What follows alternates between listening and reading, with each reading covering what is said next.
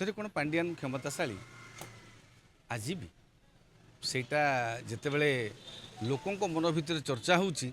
काली जयनारायण मिश्र जो वक्तव्यटी से इंधन जोगई जयनारायण मिश्र काली नकई गोटे बहुत बड़ कथा कहीदे जे विधानसभा को अचल कर दउचंती पांडियान माने बिजु जनता दल विधायक मानक माध्यम से कुहाई विधानसभा को अचल कर दउचंती एटा किसी छोटिया कथा नु अति संगीन अपराध गोटे विधानसभा लोक मानकर समस्या आलोचना करने विभिन्न प्रसंग आलोचना करने लक्ष लक्ष टंका राजस्व खर्च होकर लोकंर पेट कटा पैसा टिकस पैसा खर्च होकर विधानसभा चलुची ताकू जदि जड़े लोक अचल करुच्ची एटा किसी संगीन छोटिया कथा नुहे गोटे संगीन अभियोग से आनी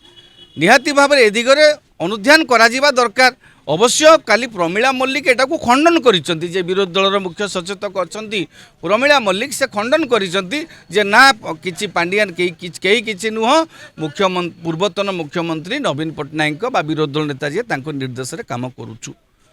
किंतु जयनारायण मिश्र जने अभिज्ञ नेता पूर्व मंत्री थिले विरोधी दल नेता भली दायित्वपूर्ण पदवी रे मध्य पूर्व समय रे पूर्व पाली रे थिले एबे कौनसी कारण सी मंत्री हो पार ना निराशा भितर अच्छा यहाँ सत्य तेणु एभली जो मंतव्य देकरी यहाँ तांको दलर मंतव्य तो तांको दल तांको यही मंतव्य को सब्सक्राइब करुच्ची तो यहाँ भी प्रथम बुझा दरकार तांको दलर तरफ एपर्यंत किसी प्रतिक्रिया आसी ना तेणु जयनारायण मिश्र जहाँ कही यहाँ गोटे संगीन कथा जो पांडियान विरुद्ध रे बीजेपी गत निर्वाचन पूर्वर निर्वाचन बहु पूर्वर निर्वाचन बेले लगातार अभियोग कर आसुला विभिन्न दुर्नीति अभियोग आणुला जो से रत्न भंडार चाबी तमिलनाडु पलैची कहूला जी कहूला हेलिकप्टर को निज मन इच्छा करके अर्थ तोषरपात कर अभियोग आनीला जी कही जो क्षमता को आसिले एमानकु जेल पूरा जीव बोली कही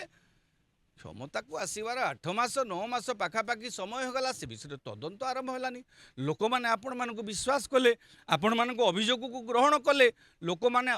अस्मिता प्रसंग को नेले अणओडिया विरुद्ध रे अणओडिया प्रसंग को मध्य आपणकर ग्रहण कले आपण जो दुर्नीति कथा कहले अर्थ तोषरपात कथा कहले से सब को लोक भी ग्रहण कले आपण को भोट देकी जितेले जितवा पर आपण को दायित्व थिला से जो पूर्व अभियोग आपण करथुले से आधार रे तदंत करबा कथा ए पर्यंत आपण तदंत करि नाहंती बाउंस थिले सिना बंशी बाजिबो आपण जदि तदंत करिकरी आपण जदि पांडियान को विरुद्ध जो अभियोग आनी बबी दास विरुद्ध जो अभियोग आनी विजु जनता दल जो पूर्व मंत्री मान विरुद्ध जो अभियोग आनी से अभियोग जो तदंत करते कार्यानुष्ठान आरंभ करते यही पदक जयनारायण मिश्र कहबार सुजोग सृष्टि हो न था तेणु वर्तमान लोकों भितर आशंका होची लोकों भितर चर्चा होची जे भारतीय जनता पार्टी निर्वाचन समय जेहेतु तदंत किसी आरंभ होनी लोकों भितर गोटे चर्चा हवा स्वाभाविक जे सतरे जो अभियोग आसूला पांडियान विरुद्ध रे बा पूर्व सरकार विरुद्ध से मिछ थिला लोक भाविबा आरंभ कले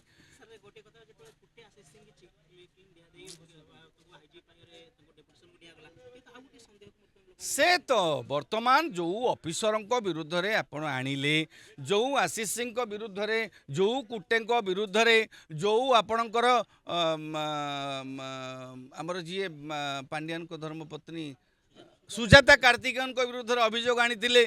से मानू तो आपण ठिकणा भाव में थैथान कले तेणु लोक आपण क्या पुरस्कृत कला भाया कर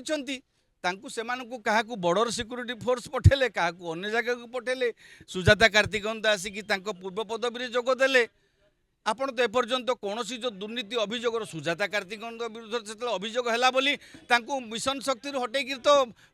अर्थ विभाग को बदली कराइला निर्वाचन कमिशन को निर्देश रे आशीष सिंह को तो से भाव में निलंबित कर विरुद्ध कार्यानुष्ठान होता कुटे को से भाव में कार्यानुष्ठान होता आपन तो से क्षमतार आसला से कार्यानुष्ठान करने परिवर्ते ये रखिकी पनिशमेंट सीट जदि कौटे दे था हाँ लोकों भितर विश्वास आसी था हाँ दंड देले से तो पुरस्कृत है भाया गले केंद्र सरकार को अधीन को पुरस्कृत है भाया गले लोकों भितर गोटे सन्देह आसवा स्वाभाविक ନାଇଁ ସରକାରଙ୍କ ଛବି ଦେଖନ୍ତୁ ମାନ୍ୟବର ମୁଖ୍ୟମନ୍ତ୍ରୀ ମୋହନ ମାଝୀ ପ୍ରଥମ ଥର ପାଇଁ ସରକାର ଯେତେବେଳେ ହେଇଛି ନିହାତି ଭାବରେ ସରକାର ଟିକେ ସ୍ଲୋ ଚାଲିବ ହଁ ଆମେ କହିବା କଥା ଆମେ ଆଶା ରଖିବା slow and steady wins the race ଆମେ ଆଶା ରଖିବା କିନ୍ତୁ ସେମାନେ ସ୍ଲୋ ଆଣ୍ଡ ଷ୍ଟେଡି ଚାଲୁଛନ୍ତି କି ନାହିଁ ସେମାନେ ନିଜେ ଅନୁଭବ କରନ୍ତୁ ତାଙ୍କ ଛବି ମଳିନ ପଡ଼ିଛି କି ନାହିଁ ମୁଁ କହିପାରିବି ନାହିଁ କିନ୍ତୁ ଲୋକଙ୍କ ଭିତରେ ଗୋଟେ ଭାବନା ଆସୁଛି ଯେ ପୂର୍ବରୁ ବିଜେପି ଯେଉଁ ରତ୍ନଭଣ୍ଡାର ପ୍ରସଙ୍ଗ କହିଥିଲା ବା ହେଲିକପ୍ଟର ପ୍ରସଙ୍ଗ କହିଥିଲା ବା 5T ଦୁର୍ନୀତି କଥା କହିଥିଲା ବା ମିଶନ ଶକ୍ତି ଦୁର୍ନୀତି କଥା କହିଥିଲା ସେସବୁ କ'ଣ ସତରେ ମିଛ ଥିଲା କି ଲୋକ ଏବେ ଭାବିବା ଆରମ୍ଭ କରିବେ ତେଣୁ ଲୋକଙ୍କର ଏ ଭାବନାକୁ ଦୂର କରିବା ପାଇଁ ଭାରତୀୟ